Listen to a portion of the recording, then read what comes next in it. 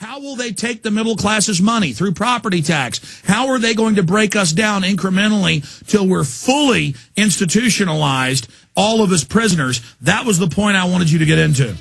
Yeah, well, it sounds like a little music in the background there, meaning the end of the session. The end of this segment. We're going to come right back and get your take on that and then take phone calls when we come back.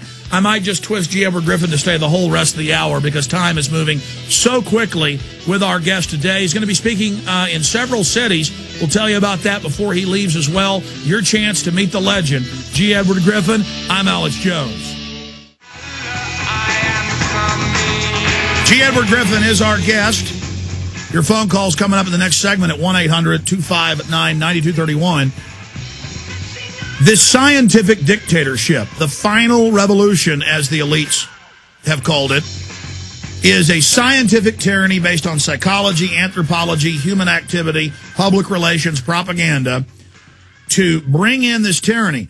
World government is only the beginning. What comes once they have their world government? Because you talk about them running our lives and providing everything. You mean providing euthanasia?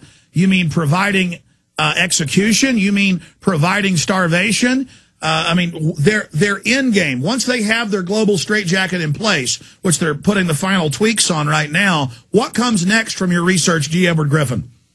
My opinion, Alex, is that we have a gravitation into this power center, this huge concentration of power now globally. We have a gravitation in there of the greatest criminal minds of the planet at the moment. This is the predator class attracted to that power. These are the people running the show who, outside of government, would probably be on death row.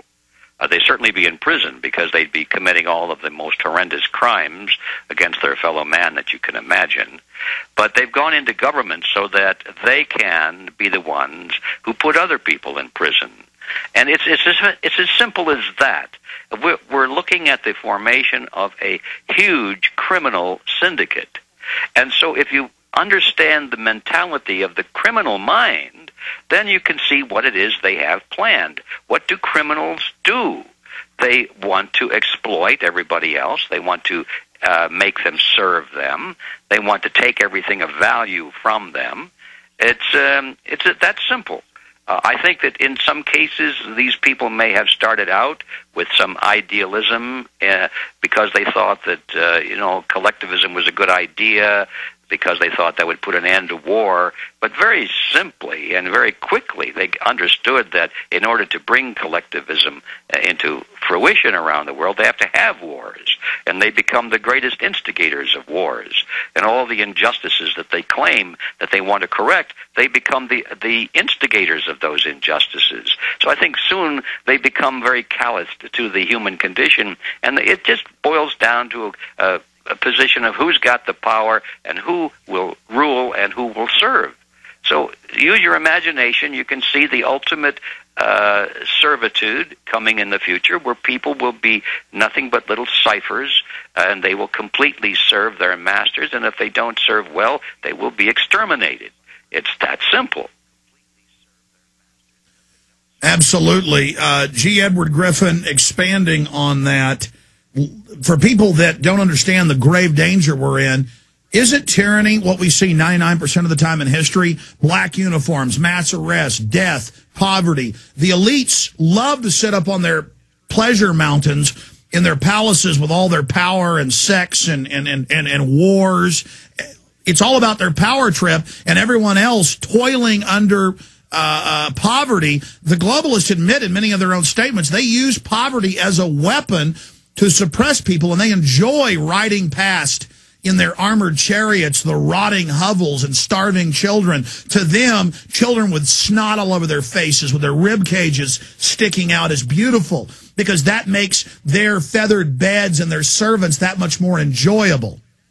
You know, Alex, years ago, I came across a quotation from Lenin that addressed this issue, and Lenin was answering the question, do they have bread lines in Russia, in the Soviet Union in those days? He said, of course we have bread lines. And he said, let me tell you why. He said, when you have bread lines, there is scarcity. And scarcity is good for a system like ours because people have to get in line to get their food, and if they're in line, they don't have a lot of time to become politically active. They don't have a lot of time to organize against the state. And if the lines are very long, then you have to have policemen to keep order in the lines, and people become desperate, and they become very controllable. And he said, with long lines and shortages, therefore the state can determine who gets fed and who does not. And so scarcity becomes an objective of these collectivist systems. And that's why they want everyone in the world on a carbon credit ration card. You slide, and when you go past your credits, no more food, even if you have the money to buy it. That is inches away from being law in California and England. But G. Edward Griffin, tell us about some of the other speaking engagements you have coming up around the country and where people can find out more. Well, the big emphasis right now is the crash course on money that I mentioned before, and my next one is scheduled on November 21st in New York, and then after that, December 5 in Seattle, and then December 12 in Austin, and we'll have one in Toronto and one in Chicago after that, but they're not scheduled yet. And so if anybody's interested in hearing my views for a whole day on where we're headed and what to do about it, I urge you to come to our Reality Zone site and check out the seminar page. That's realityzone.com. You go to the landing page and you'll see my picture there, and that's the doorway into the seminar information. So that's taken a lot of my time, Alex, and I'm happy to report that the two seminars we've had so far, one in Los Angeles and one in Atlanta last weekend, are highly successful. And people have told me that they had their expectations completely fulfilled, which makes me feel good about it. Oh, you're a very powerful lecturer. It's even more powerful than on the radio because you can really flow. I want to go to some calls here in the last segment we have with you, but to put a positive light on this, because I truly do believe that some positive things are happening, G. Edward Griffin, we are seeing an exponential awakening, and the globalists denying they were building this in the past, it's really handicapping them now that they're having to admit it. And I know they're not invincible, and if people will take action at the local, county, city, congressional level and really get involved, we can stop them. And our message of liberty and our message against collectivism is really spreading. And the globalists in a lot of their own publications, as I know you're aware, are really starting to complain and say that we better hurry up and finish this because the opposition is really starting to mount.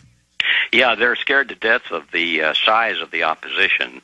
They've always known there would be a lot of it, but I think the size of it is surprising to them. And, of course, the Internet and talk radio are two of the main channels by which this movement is growing, and they're really focusing hard on those two areas. They would like to close you down, and they'd like to close down the Internet as soon as possible. So our little window of opportunity is not so big, but it's still open. And I agree with you. We can still do it, but we better get busy. You know, that's an amazing admission. Jay Rockefeller in the Senate committee saying we would have been better off without the Internet, having Obama come out and say the NSA is taking over the web. We may have to shut it off to save it during emergencies. They're really setting the stage to control the Internet and shut it down and tax it and regulate it. Things are moving very quickly, and they wouldn't be getting ready to shut it off and starting to broach the subject if it wasn't hurting them. Jim in Illinois, you're on the air with G. Edward Griffin. Go ahead. Hey, guys. How's it going? Thanks for everything you do. I just had a couple comments kind of expanding on what you're talking about.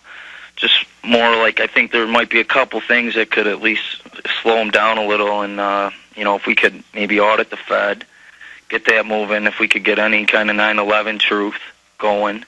And, if there was any possible way to get our soldiers back home, I think any one of those would slow them down big time. But then one other thing, if you guys could kind of expand on, you've been fighting the system so long that, at the rate it's growing, do you think by, the next generation we'll just overwhelm them with how many people understand liberty and what really comes with that? I like the concept of the next generation. I think that by the next generation, and certainly the one after that, victory will be ours. But I don't think it'll be because of just overwhelming them with numbers.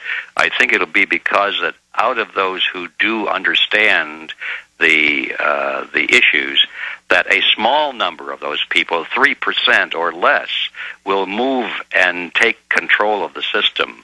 They will recapture control of the power centers of society and lead the rest of the people. I don't think it's going to be just the sheer force of numbers, although that is necessary in order to provide the moral support. Sure. I mean, G. Edward, the biggest issue is exposure. If we, person by person, expose the global architecture so people know what they're seeing, understand what they're dealing with, this thing will implode. Thank you, Jim.